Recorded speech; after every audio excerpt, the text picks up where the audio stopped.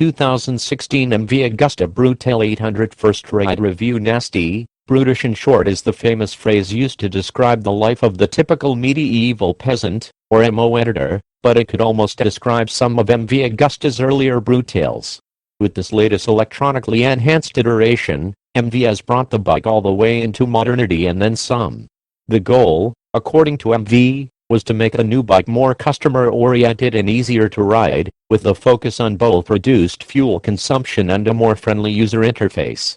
To find out, one of us had to go ride it. Nastywise, consider this from EiC Duke's review of the 2013 machine. Those whispers of instability turned into a scream in one instance while riding on a SoCal freeway. To get around a clog of traffic, I accelerated hard from 70 miles per hour while traveling over some dots that divide lanes on our freeways. While enjoying the engine's instant thrust, the handlebars unexpectedly began wagging in my hands and nearly caused me to pee my pants as I contemplated if the bike would spit me off. While not a full lock-to-lock tankslapper, it gave me such a fright that it made me uneasy every time I dialed up full throttle.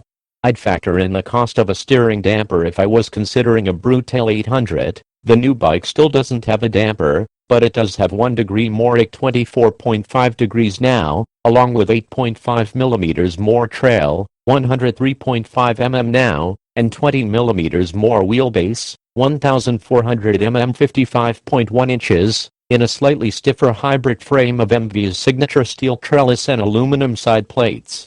Those changes turn it into a paragon of stability over the mostly smooth A397 that climbs to Ronda from Marbella on the Costa del Sol. It still steers plenty quick, thanks in part to that inertia-canceling backward-spinning crankshaft. Now more agile than aggressive, says MV. Seems to be the case.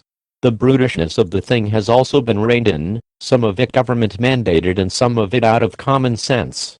This is the first MV to meet Euro 4 regulations, and as such it needed to emit 30% less pollution and a whopping 5 fewer decibels.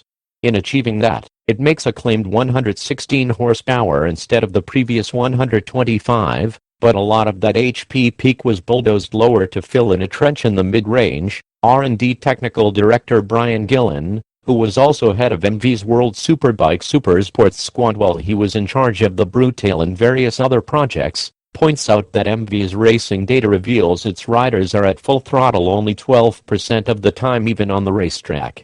It's acceleration off corners and mid-range power that matters. Some of us who grew up driving rusty Chevelles are less sensitive to throttle abruptness, and to my wrist, the new Brutale's throttle response is perfectly fine, smooth even, once it's entered the zone above 4,000 revolutions per minute or so, even if that response doesn't always seem to be 100% linear. In normal mode, the bike gives 100 HP in level 4 of 8 traction control, and it fed the power in with excellent smoothness on the way up the mountain to Ronda in the morning while the road was still wet. I could have swapped into rain mode on the fly, 80 HP and more TC, but I didn't want to because there were dry patches, too. There's also custom mode, which lets you dial all the parameters into your liking, and saves them there when you restart the bike.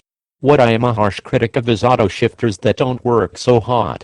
If we're going to argue about whether the throttle's closed all the way or not before the thing will shift, I'd rather blip the throttle and do it myself, okay? The MV's auto shifter works extremely well both up and down through the gearbox, in town or in the mountains. All it asks is that you be moving at least 12 miles per hour. Though I'm a big fan of the well-executed downshift, I have to admit it's nice when you're waffling up to a damp downhill corner on an unfamiliar road to just be able to nudge down with your toe and positively know you're going to get a smooth shift and the exact amount of engine braking you ask for, and the system doesn't over-dramatize with too big a blip, either, like some stupid car that plays engine noises on the sound system.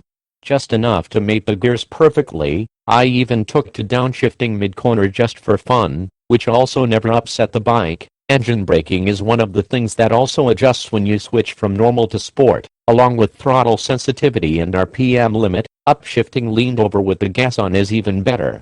Again, the triple's soundtrack is fantastic above 8,000 revolutions per minute or so, where it's hard to see how we passed Euro 4.